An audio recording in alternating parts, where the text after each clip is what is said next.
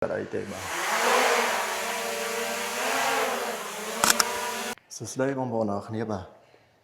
នៅក្នុងដៃខ្ញុំនេះគឺ drone បាទ DJI Air2S បាទដែលជា drone ទី1របស់ខ្ញុំតែម្ដងដែលខ្ញុំ start លេងវាជាលើកដំបូងបាទហើយនេះគឺជា drone ទី1របស់ខ្ញុំសម្រាប់អាចនិយាយបានថាមិនមែនលើកទី1ដែលខ្ញុំលេង drone ទេគឺក្នុងមួយឆាកជីវិតរបស់ខ្ញុំតែម្ដងគឺខ្ញុំអត់ដែលលេង drone ទេហើយ drone នេះជា drone ទី1របស់ខ្ញុំហើយក៏ជា drone ដែលល្អបំផុតដែរព្រោះសម្រាប់បច្ចុប្បន្ននេះគឺវាមានផ្សេងតម្លៃខ្ពស់ជាងនឹងទៀតប៉ុន្តែដោយសារខ្ញុំគិតថាវាល្អបំផុតសម្រាប់ខ្ញុំហ្នឹងគឺdrone នេះគឺមិនថោកទេបាទគឺជា drone ដែលឈុត combo បាទវាជាឈុត combo វាមកជាមួយនឹងថ្ម3បាទមកជាមួយនឹងថ្ម3ហើយនឹង remote ប្រភេទ screen RC drone បាទអានេះគេហៅ remote series ដែលមាន screen យើងស្រួលមើលអញ្ចឹងណាអញ្ចឹងតិចទៀតខ្ញុំនឹងហោះវាសាកល្បងដើម្បីជូនបងប្អូនមើលបាទថាតើ drone មួយនេះគឺវាល្អបែបម៉េចបាទហើយ drone នេះគឺវាមកជាឈុតបាទថ្ម3គ្រាប់ដែលមាននៅលើ drone 1គ្រាប់ហើយនឹងនៅក្នុង set របស់វាគឺនៅសល់2គ្រាប់ទៀតដែលយើងអាចលេងបានយូរបាទហើយវាមកជាមួយនឹងខ្សែសាកបាទវាមានជាមួយនឹងជើងសាកដែលយើងអាចសាកម្ដងបាន3បាទហើយតិចទៀតយើងនឹងទៅមើលទាំងអស់គ្នាបាទតោះដើម្បីលេងវាបានឥឡូវនេះdrone ខ្ញុំបានបើកវាហើយគឺ drone នៅពេលដែលយើងបើកវាគឺវាមានភ្លើងបែបនេះតែម្ដងបាទ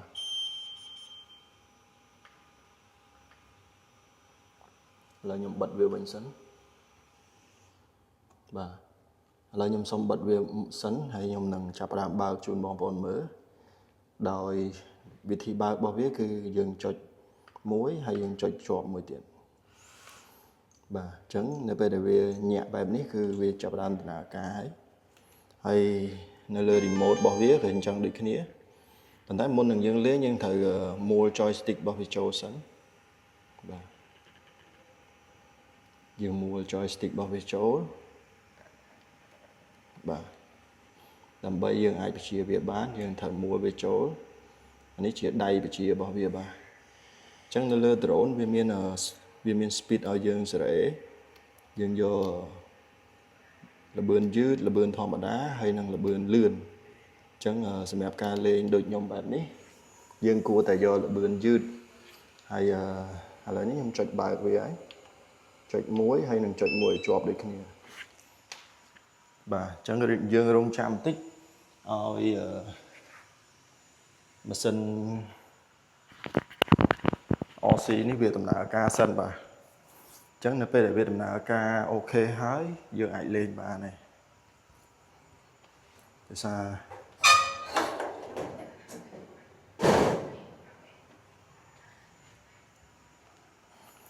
បាទអញ្ចឹងរងចាំបន្តិចបាទឥឡូវនេះឃើញថា screen វាបង្ហាញហើយគឺបាទវាបង្ហាញ screen ឲ្យខ្ញុំឃើញហើយអញ្ចឹងយើងមើលទៅជាក់ស្ដែងឃើញថា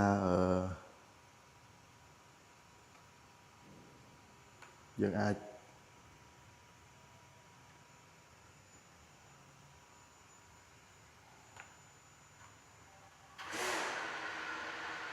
បាទឥឡូវនេះឃើញថាវាចាប់ផ្ដើមហើយ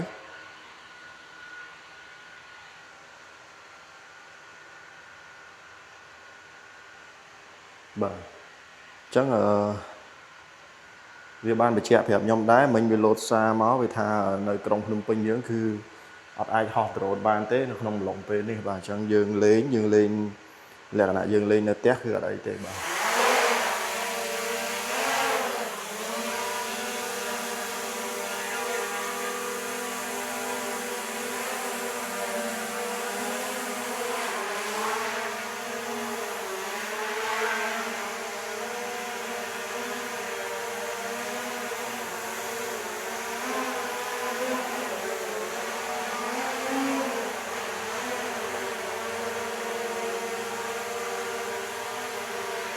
អញ្ចឹងយើង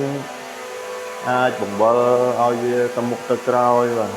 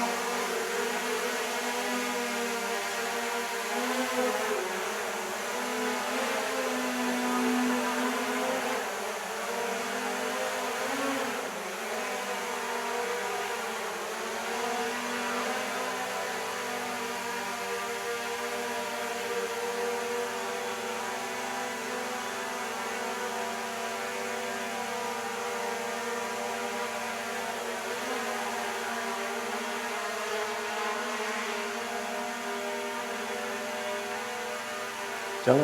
ដោយសារទីធ្លាយើងតូចយើងរៀងបាក់លេងបន្តិចបាទយើងបានតែហោះទៅមុខទៅក្រោយ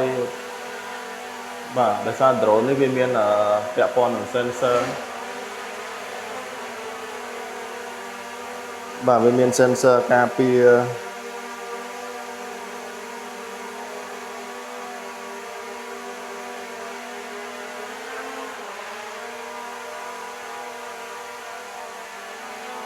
វាមាន sensor សម្រាប់ការពារមកជុំខ្លួនវាបាទអញ្ចឹងឥឡូវយើងទៅឆែកមើលsensor សិន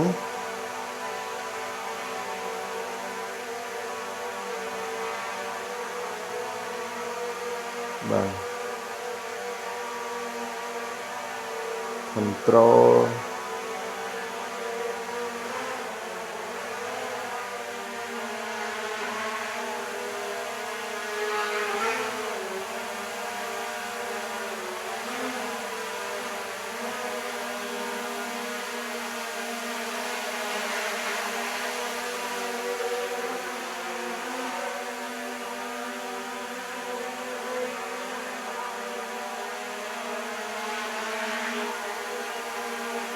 បាទ drone នេះគឺជាប្រភេទ drone ដែលវាមាន slab ហើយនឹង motor ធំបាទអញ្ចឹងពាក់ព័ន្ធនឹង motor របស់វាគឺលាន់សលេងរៀងខ្លាំងគួរសមហើយសម្រាប់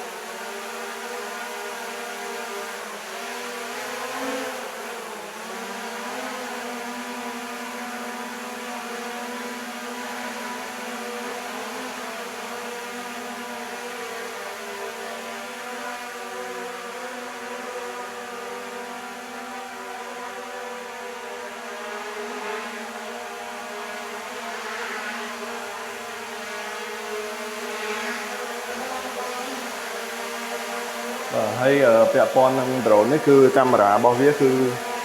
បាទវាមានប្រភេទ gimbal ដែល gimbal របស់វានេះគឺនឹងល្អមែនតើបាទបងប្អូនមើលគឺ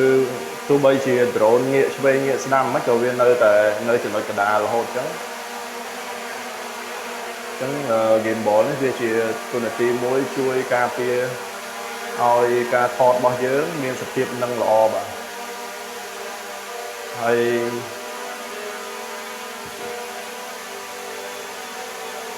សម្រាប់ drone បច្ចុប្បន្ននេះ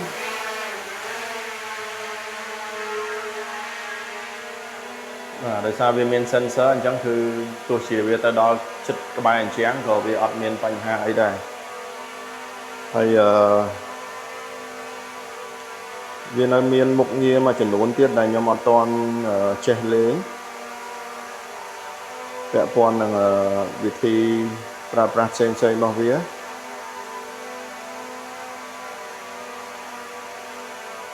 ខ្ញុំនឹងព្យាយាមសាកល្បងបាទលេងជាមួយវានៅកន្លែងដែលទីសាធារណៈឆ្ងាយដូចជាតំបន់ទេសចរជាដើមបើមានឱកាសខ្ញុំនឹងយកវាទៅថតលេងហើយក៏ចង់ចែកម្លែកដល់បងប្អូនក្មួយៗបាទគឺនៅពេលដែលប្រទេសជាតិយើងមានសង្គ្រាមបែបនេះទើបយើងដឹងថា drone ដើរតួនាទីសំខាន់មែនតើនៅក្នុងជួររដ្ឋាភិបាលដើម្បីជួយទៅក្នុងការងារបាទប្រយុទ្ធនៅលើសមរភូមិដោយគេអាចច្នៃវាដើម្បីបំពាក់ក្របបាទយុទ្ធភ័ណ្ឌផ្សេងដើម្បីកំទេចនៅទីតាំងលេនដ្ឋានក៏ដូចជារថក្រោះឬក៏អាវុធធុនធ្ងន់ជាដើមបាទអញ្ចឹងបងប្អូនគួរតែស្វែងយល់សិក្សាពី drone ដើម្បីជាចំណែកមួយបើថ្ងៃណាមួយជាតិត្រូវការគឺយើងចេះស្រាប់បាទគឺវាពិតជាមានប្រយោជន៍មែនទែនសម្រាប់ drone សម្រាប់បច្ចុប្បន្ននេះបងប្អូនដឹងហើយគឺនៅប្រទេសអ៊ុយក្រែនគឺបាទមាន drone ខ្លាំងមែនទែនដែលអាចទប់ទល់ជាមួយនឹងរុស្ស៊ីមកដល់បច្ចុប្បន្ននេះគឺជាសង្គ្រាមបច្ចេកវិទ្យាបាទគឺមិនមែនជារឿងធម្មតាទេសម្រាប់ drone នេះបាទអញ្ចឹងយើងត្រូវសិក្សាស្វែងយល់បាទទាំងអស់គ្នាសម្រាប់យុវជនជំនាន់ក្រោយបាទពីព្រោះថា drone នេះគឺការចំណាយវាតិចហើយវាទទួលបាននៅគុណផលគុណប្រយោជន៍ខ្ពស់ដោយអត់ចំណាយដូចបើសិនជាយើងចំណាយទៅលើយោធាច្បាំងទាំងស្រុងពេកគឺមានការស្លាប់និងរបួសច្រើនមែនតើពលីច្រើនមែនតើបាទអញ្ចឹង drone នេះនៅពេលដែលវាទៅគឺវាអាចនឹងប្រភេទខ្លះត្រឡប់មកវិញប្រភេទខ្លះអត់ត្រឡប់មកវិញទេគឺប្រភេទបុកកំទេចតែម្ដង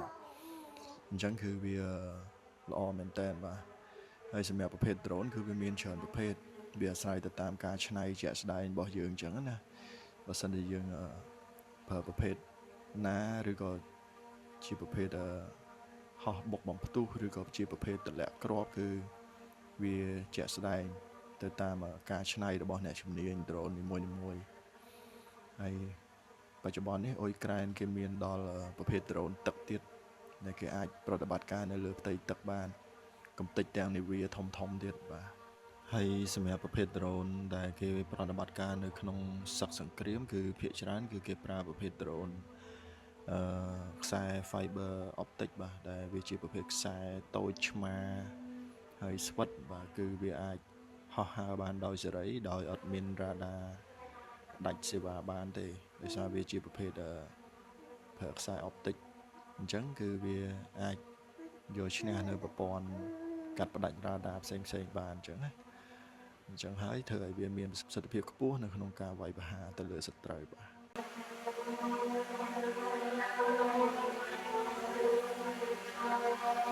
ទនេះវាមុខងារ tracking លើខ្ញុំបាទបើទោះខ្ញុំដើរមិនក៏ដោយក៏វានៅតែ tracking វិលតាមអញ្ចឹងណានេះជាមុខងារល្អមួយបាទអញ្ចឹងអរគុណច្រើនបងប្អូនសម្រាប់ការតាមដានវីដេអូមួយនេះបាទនេះគ្រាន់តែជាវីដេអូបាទខ្លះពាក់ព័ន្ធទៅនឹងការរៀនលេង drone លើកទី1របស់ខ្ញុំហើយអ្វីដែលសំខាន់ដែលជាមូលដ្ឋានគ្រឹះនៃការលេង drone គឺយើងត្រូវដឹងថារបៀបឡើងរបៀបចុះទៅមុខទៅក្រោយបាទហើយនឹងយើងត្រូវដឹងពីមុខងារខ្លះមួយចំនួនដែលយើងគួរដឹងអញ្ចឹងណាអញ្ចឹងចាំមើលខ្ញុំមានពេលនៅពេលដែលប្រទេសយើងស្រួលតិចខ្ញុំនឹងទៅលេងនៅខាងក្រៅវិញម្ដង